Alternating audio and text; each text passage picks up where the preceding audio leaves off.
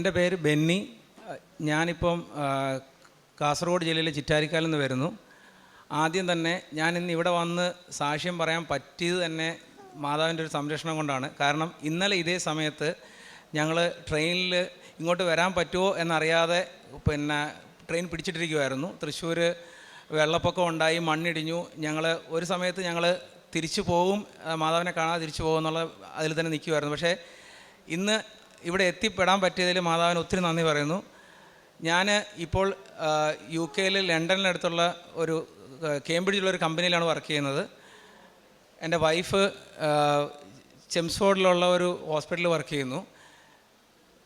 ഞാനിവിടെ പറയാൻ ആഗ്രഹിക്കുന്ന സാക്ഷ്യങ്ങളെന്ന് പറഞ്ഞാൽ, എൻ്റെ മൂത്ത 2 മക്കളാണ്. അത് കഴിഞ്ഞിട്ട് ഞങ്ങളൊരു ആൺകൊച്ചിന് വേണ്ടിയിട്ട് ഒത്തിരി ആഗ്രഹിച്ചു. അപ്പോൾ ഞങ്ങൾ അതിനു വേണ്ടിയിട്ട് ഒത്തിരി പ്രാർത്ഥിക്കുമായിരുന്നു. അപ്പോൾ അതിന് മുമ്പ് UK പോകുന്നതിന് മുമ്പ് തന്നെ ഞാൻ ബാംഗ്ലൂരായിരുന്നു ഞങ്ങൾ ജോലി ചെയ്തും താമസിച്ചുകൊണ്ടിരുന്നത്. അപ്പം വൈഫ് ജോലിക്ക് പോകുന്നില്ലായിരുന്നു. അപ്പോൾ അവൾ OET വേണ്ടി ട്രൈ ചെയ്യുമായിരുന്നു. OET അപ്പം അവൾ മാതാവിനോട് പ്രാർത്ഥിച്ച്, ഞങ്ങൾ ഇവിടെ വന്നിട്ടുണ്ടായിരുന്നില്ല, അവൾ കൃപാസനത്തിനെക്കുറിച്ച് കേട്ടു, മാതാവിനോട് പ്രാർത്ഥിച്ചു. അവൾക്ക് OET അവൾ ആദ്യ ചാൻസിൽ തന്നെ അവൾ പാസ്സായി. അതൊരു വലിയ അത്ഭുതമായിരുന്നു. അപ്പോൾ അവൾക്ക് മാതാവ് അന്ന് മുതലേ ഉറച്ച വിശ്വാസം കൊടുത്തു. എനിക്ക് അപ്പോൾ അത്ര വലിയ ഞാൻ അത് കാര്യമാക്കി എടുത്തില്ല. അപ്പോൾ ഞാൻ OET പാസ്സായി കഴിഞ്ഞ് ഇവിടെ എറണാകുളത്തൊരു ഇൻ്റർവ്യൂവിന് വേണ്ടിയിട്ട് വന്നു.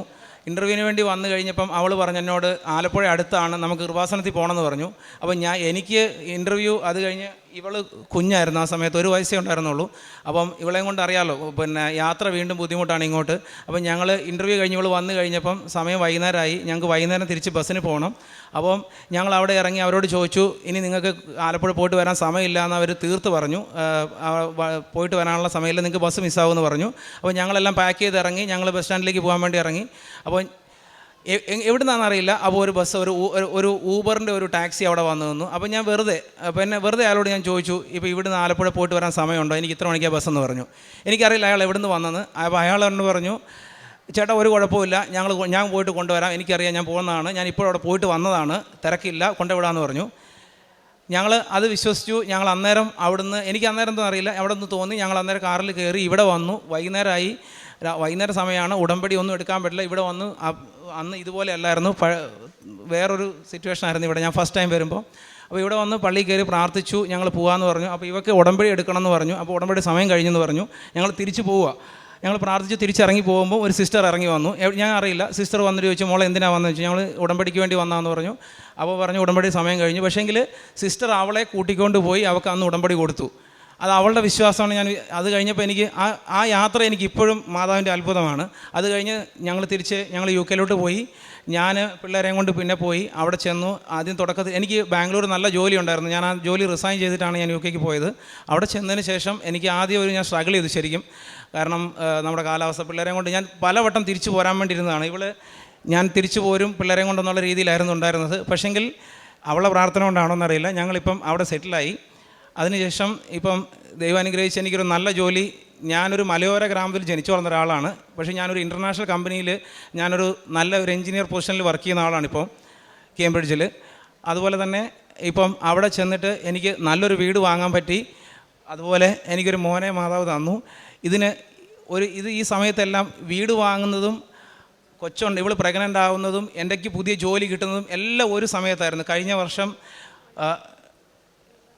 അതുപോലെ ഇവൾക്ക് അവിടുത്തെ UK ഒരു ഗ്രാമർ സ്കൂൾ എന്ന് പറഞ്ഞ അവിടുത്തെ ഉയർന്ന സ്കൂളാണ്. അതിനുവേണ്ടി ഇവൾ എക്സാം പ്രിപ്പയർ ചെയ്യുകയാണ്. എക്സാമിൻ്റെ റിസൾട്ട് വരുന്നു സെപ്റ്റംബറിൽ. ഓഗസ്റ്റിൽ വീട് വാങ്ങുന്നു. ഇവളുടെ ഡെലിവറി ഡിസംബറിൽ. ഞങ്ങൾക്ക് ഉറക്കമില്ലാത്ത രാത്രികളായിരുന്നു ആ സമയത്ത്. എൻ്റെ ജോലി റിസ്കിൽ നിന്ന സമയത്ത്, എനിക്ക് ഇൻ്റർവ്യൂവിൻ്റെ സമയത്ത് എല്ലാം, ആ സമയത്ത് ഞങ്ങൾ ഫാമിലി എൻ്റെ ഉറക്കമില്ലാത്തൊരു രാത്രികളായിരുന്നു. പക്ഷേ ആ സമയത്ത് എല്ലാം മാതാവ് ഞങ്ങളുടെ കൂടുതലുണ്ടായിരുന്നതുകൊണ്ട് ഞങ്ങളിതെല്ലാം വിജയകരമായി ഞങ്ങൾ പൂർത്തീകരിച്ചു. അതുപോലെ ഇവിടെ വന്ന് സാക്ഷ്യം പറയാൻ വേണ്ടി ഞങ്ങൾക്ക് ഒത്തിരി തടസ്സങ്ങളുണ്ടായിരുന്നു. ഇങ്ങോട്ട് പോകാൻ വേണ്ടിയിട്ട് നിങ്ങൾക്ക് കേട്ടിട്ടുണ്ടാവും, ഞങ്ങൾ കണ്ണൂരിൽ നിന്ന് വരുവാണ്. പലരും എന്നോട് ചോദിച്ചു, ഇപ്പോൾ പോകണോ, നീ വലിയ റിസ്ക്കാണ് എടുക്കുന്നത്, ഇപ്പോൾ പോകണോ, ഈ പിള്ളേരെയും കൊച്ചിനെയും കൊണ്ട് പോകണമെന്ന് ചോദിച്ചു. ഞാൻ ഇറങ്ങി തിരിച്ചു. ഞങ്ങൾ ഇന്നലെ വീണ്ടും ഞങ്ങൾക്ക് ഇവിടെ എത്തിപ്പെടാൻ പറ്റി. അത് വലിയൊരു സാക്ഷ്യമാണ്. കഴിഞ്ഞ വർഷം 2 വർഷം മുന്നേ ലീവിന് വന്നപ്പം ഞങ്ങൾക്ക് വരാൻ പറ്റിയില്ല. അത് എനിക്ക് തോന്നുന്നു, എനിക്ക് എൻ്റെ വിശ്വാസക്കുറവുകൊണ്ടാണെന്ന് തോന്നുന്നു. എനിക്ക് പനി പിടിച്ചു. ഞാനൊരു ഒരു പറ്റിയാൽ പോകാം എന്നായിരുന്നു തോന്നുന്നു. അതുകൊണ്ട് എനിക്ക് വരാൻ പറ്റിയില്ല. പക്ഷേ ഈ പ്രാവശ്യം ഞാൻ ടിക്കറ്റ് എടുക്കുന്നതിന് മുമ്പ് തന്നെ എനിക്ക് പോകണം എന്നുള്ള ആഗ്രഹത്തിലായിരുന്നു. ഞങ്ങൾക്ക് വരാൻ പറ്റി. എന്താ പറയുക, പിന്നെ എൻ്റെ ഒരു പ്രേക്ഷിത പ്രവർത്തനം എന്ന് പറഞ്ഞാൽ എനിക്കറിയാവുന്നവരോട്, ഞാനൊരു എന്താ പറയുക, ഒരു എഞ്ചിനീയർ ആയതുകൊണ്ട് ഒരു ടെക്നോളജി റിലേറ്റഡ് ആൾക്കാരോടാണ് ഡീൽ ചെയ്യുന്നത്. അപ്പോൾ അവരോട് വിശ്വാസം ഇത് പറഞ്ഞു പിടിപ്പിക്കുക എന്ന് പറഞ്ഞാൽ ഭയങ്കര ബുദ്ധിമുട്ടാണ്. പലരും കൃപാസനത്തെ ക്വസ്റ്റ്യൻ ചെയ്യുന്നവരാണ്. അവരോടത്ത് സംസാരിക്കാൻ എൻ്റെ അനുഭവം ഞാൻ എല്ലാവരോടും ഷെയർ ചെയ്യാറുണ്ട്. പലരും വിശ്വസിക്കുന്നുണ്ട്. അതുപോലെ തന്നെ പിന്നെ എൻ്റെ ഞാൻ ആരോടും അങ്ങനെ ഷെയർ ചെയ്യാറില്ല. പക്ഷേ എനിക്ക് എന്താ പറയുക, ഞാൻ പല രീതിയിൽ ഞാൻ ആൾക്കാരെ സഹായിക്കുന്നുണ്ട്. ഞാനൊരു എന്താ പറയുക, ഒരു പെങ്കൊച്ചിനെ ഞാൻ എന്താ പറയുക, അവൾ ചികിത്സാ സഹായവും പഠിക്കാനുള്ള സഹായങ്ങളും ചെയ്തു കൊടുക്കുന്നുണ്ട്. അതുപോലെ തന്നെ പല രീതിയിൽ എനിക്ക് ചെയ്യാൻ പറ്റുന്ന സഹായങ്ങൾ ഞാൻ അവിടുന്ന് ചെയ്യുന്നുണ്ട്. എനിക്ക് കിട്ടിയ എല്ലാ അനുഗ്രഹങ്ങൾക്കും ഇവിടെ ഉണ്ട്. എല്ലാത്തിനും മാതാവിന് നന്ദി. ഇവിടെ വരാൻ സാധിച്ചതിൽ, ഇന്നിവിടെ നിൽക്കാൻ സാധിച്ചതിൽ പ്രത്യേകിച്ച് നന്ദി പറയുന്നു. രാജാക്കന്മാരുടെ 2-ാം പുസ്തകം 20:5 നമ്മളിങ്ങനെ കാണുന്നുണ്ട്: ഞാൻ നിൻ്റെ കണ്ണീര് കാണുകയും നിൻ്റെ പ്രാർത്ഥന കേൾക്കുകയും ചെയ്തിരിക്കുന്നു. പ്രിയമുള്ളവരെ, നമ്മളുടെ മുൻപിൽ ബെന്നി ജോൺ എന്ന സഹോദരനാണ് തൻ്റെ ഉടമ്പടി ജീവിത സാക്ഷ്യം പങ്കുവച്ചത്. ഈ സാക്ഷ്യത്തിൽ ഈ സഹോദരൻ നമ്മളോട് പങ്കുവയ്ക്കുകയായിരുന്നു എങ്ങനെയാണ് തൻ്റെ എല്ലാ കാര്യങ്ങളിലും, ഏറെ പ്രത്യേകമായിട്ട് ഓരോ കാര്യങ്ങളും, വീടും ഭാര്യയുടെ പ്രസവവും അതുപോലെ തന്നെ അങ്ങനെയുള്ള ഓരോ കാര്യങ്ങളും അടുപ്പിച്ചടുപ്പിച്ച് വരുമ്പോൾ എങ്ങനെയാണ് ദൈവത്തിൽ ആശ്രയിച്ചതെന്നും പരിശുദ്ധ അമ്മയുടെ വലിയ സഹായം ലഭിച്ചുകൊണ്ട് അനുഗ്രഹിക്കപ്പെട്ട ജീവിതമായിട്ട് ഇവരുടെ ജീവിതം മാറിയതെന്നും ഈ സഹോദരങ്ങൾ നമ്മളോട് പങ്കുവയ്ക്കുകയായിരുന്നു. OET പാസ്സായപ്പോഴാണ് താൻ കൃപാസനത്തിലേക്ക് വരുന്നതും അതിൻ്റെ കാര്യങ്ങൾക്ക് വേണ്ടിയിട്ട് ഇവിടെ വന്ന് പ്രാർത്ഥിക്കുന്നതും ശേഷം ഉടമ്പടി എടുക്കുവാനായിട്ട് തോന്നുന്നതും ഉടമ്പടി എടുത്ത് പ്രാർത്ഥിക്കുന്നതും.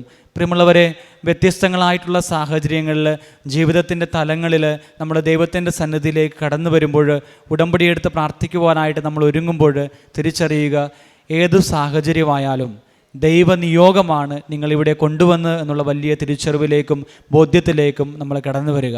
അങ്ങനെ ആ വലിയ ബോധ്യത്തിൽ നിന്നുകൊണ്ട് നമ്മുടെ ജീവിതം മുന്നോട്ട് കൊണ്ടുപോകുമ്പോഴാണ് നമ്മൾ അനുഗ്രഹിക്കപ്പെട്ട വ്യക്തികളായിട്ട്, മനുഷ്യരായിട്ട് മാറിത്തീരുന്നത്.